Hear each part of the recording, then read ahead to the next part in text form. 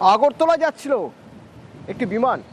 তো আগরতলা যেতে গিয়ে যখন বিমানটি রওনা দেয়, রানওয়ে থেকেই আবার ফিরিয়ে আনতে হলো বিমান। কেন, কোথায় ত্রুটি ছিল? অনুপ রয়েছে আমার সঙ্গে, বলতে পারবে অনুপ কখনকার ঘটনা, কোন ফ্লাইট এটা? এবার কলকাতা থেকে আগরতলাগামী বিমান, এই বিমানে কিন্তু যখন রানওয়েতে যাচ্ছিল সেই সময় কিন্তু একেবারে যান্ত্রিক ত্রুটি দেখা যায়। 6E6068 এই বিমানটি কিন্তু একেবারে কলকাতা থেকে আগরতলার উদ্দেশ্যে রওনা দিয়েছিল 166 জন যাত্রী আর 5 জন কেবিন ক্রু নিয়ে। এবং যে সময় একেবারে রানওয়ে থেকে ওড়ার মুহূর্ত, তখনই কিন্তু পাইলট একেবারে লক্ষ্য করে বিমানে যান্ত্রিক ত্রুটি দেখা দিয়েছে। এরপরে তৎক্ষণাৎ এটিসি গোটা বিষয়টি জানানো হয় এবং বলা হয় সবুজ সংকেতের পরে কিন্তু বিমানটি একেবারে ঘুরিয়ে বে নম্বরে আনা হয়, যাত্রীদেরকে সেখান থেকে নামানো হয়। ইতিমধ্যে বিমানটি মেরামতির কাজ চলছে এবং কিছুক্ষণের মধ্যে এই বিমান আবার রওনা দেবে, এমনটাই কিন্তু বিমানবন্দর পক্ষ থেকে স্পষ্ট করা হচ্ছে।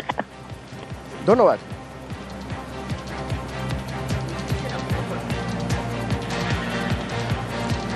এ তো টেক অফের সময় বোঝা গিয়েছিল, তারপরে আবার রানওয়ে থেকে ঘুরিয়ে নিয়ে আসা, ট্যাক্সিওয়েতে নিয়ে আসা হয় বিমান। আর ওদিকে ল্যান্ডিং এর সময় সমস্যায় পড়ে যায় বিমান, তাকে আবার ঘুরিয়ে দিল্লি নিয়ে আসা হয়। লে যাচ্ছিল বিমানটি লে যাচ্ছিল, যান্ত্রিক ত্রুটি ধরা পড়ে জরুরি অবতরণ হলো দিল্লিতেই। ইন্ডিগোর বিমান টেক অফের পরেই বিমানের যান্ত্রিক ত্রুটি এবং তারপরেই আবার বিমানবন্দরে ফিরিয়ে আনা হয়। 180 জন ছিলেন বিমানে, যাত্রী এবং ক্রু সহ 180 জন।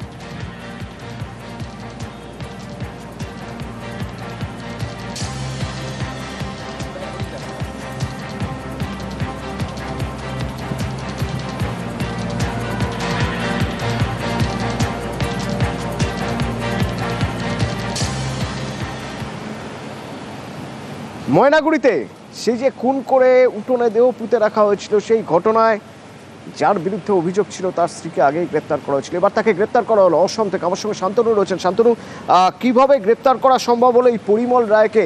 মানে পরিমল রায়ের হদিশ কিভাবে মিলল? দেখো, ঘটনার দিন পুলিশ জানতে পারে যে সেদিন ভোর রাতেই কিন্তু গৌতম এবং তার স্ত্রী কিন্তু পালিয়ে গিয়েছে এবং কোথায় গিয়েছে তার একটা হদিশ করতে পারে পুলিশ। তারা জানতে পারে যে গৌতমের পরিবার অর্থাৎ স্ত্রীর যে পরিবার তারা আসামে থাকেন এবং কর্মসূত্রে পরিমল বেশ কিছু সময় অসমে ছিলেন। সেই কারণেই কিন্তু অসমে পুলিশের দুটো টিম যায়, যার মধ্যে একটি টিম কিন্তু পরিমলের স্ত্রী সঙ্গীতাকে গত 10 তারিখ গ্রেপ্তার করে তার পরিমলের শ্বশুরবাড়ি থেকে। এবং তারপরে যেটা জানতে পারা যায় যে পুলিশ পৌঁছানোর কয়েক ঘন্টা আগেই কিন্তু তার শ্বশুরবাড়ি ছেড়ে অন্যত্র গাঁটাঘাট দিয়েছেন।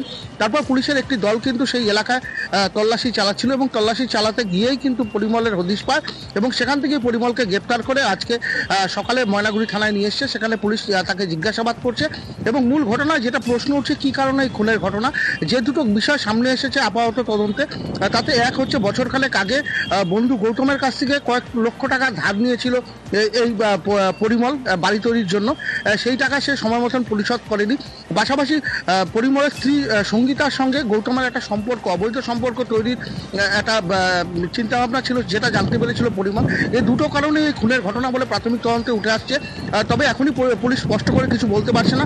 সেই কারণে কিন্তু পরিমলকে হেফাজতে নেওয়ার জন্য আজ জলপাইগুড়ি আদালতে তুলে 10 দিনের রিমান্ডের আবেদন জানাবে পুলিশ এবং তারপরে জিজ্ঞাসাবাদ চালানোর পরে স্পষ্ট হবে কি কারণে এই খুনের ঘটনা এবং এই ঘটনার পিছনে যে একটা পরিকল্পিত চক্রান্ত ছিল সেটা কিন্তু স্পষ্ট। তার কারণ খুন করার পর এই দেহ নিয়ে গিয়ে বাড়ির যে উঠোন রয়েছে সেখানে পুঁতে সেই দেহ লোপাট করা, প্রমাণ লোপাট করার একটা চেষ্টা চলেছিল, যা পরবর্তীতে কিন্তু পুলিশ ধাপে ধাপে তদন্তে সমস্ত কিছু উদ্ধার করে। দেহ উদ্ধার হয়, পরবর্তীতে এই খুনের ঘটনায় একাধিক যে সামগ্রী ব্যবহার করা হয়েছিল, ধারালো অস্ত্র থেকে শুরু করে বিভিন্ন কিছু, সেগুলো একে একে উদ্ধার করে পুলিশ। এবং পুলিশ যেটা মনে করছে যে এই খুনের ঘটনা কারণটাও খুব তাড়াতাড়ি স্পষ্ট হয়ে যাবে, কারণ এই মুহূর্তে পরিমলের স্ত্রী সঙ্গীতা পুলিশের হেফাজতে রয়েছে। স্বামী স্ত্রীকে পাশাপাশি বসিয়ে জিজ্ঞাসাবাদেরও পরিকল্পনা রয়েছে পুলিশের। কিছুক্ষণের মধ্যেই কিন্তু জলপাইগুড়ি আদালতে নিয়ে আসা হবে পরিমলকে, তারপরে রিমান্ডে নিয়ে শুরু হবে জিজ্ঞাসাবাদ। অতনু, ধন্যবাদ।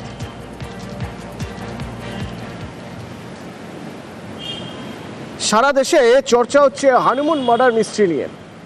মেঘালয়ে, মধ্যপ্রদেশের ইন্দোরে সোনাম যেভাবে এই ঘটনার পরিণতি দিয়েছে, কোথাও যেন অনেকেই এই সোনামের সঙ্গে মিল খুঁজে পাচ্ছেন উমা হরিণঘাটার। উমার স্বামী মানে বাপের বাড়িতে দীর্ঘদিন বেশ কয়েকদিন বিয়ের পরে ছিল।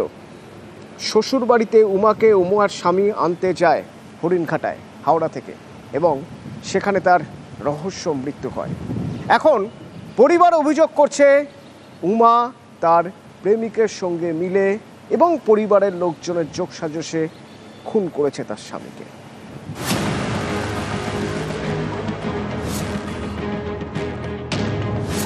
বছর 33-এর শুভেন্দু সাহা, বাড়ি হাওড়ার শিয়ালডাঙ্গায়।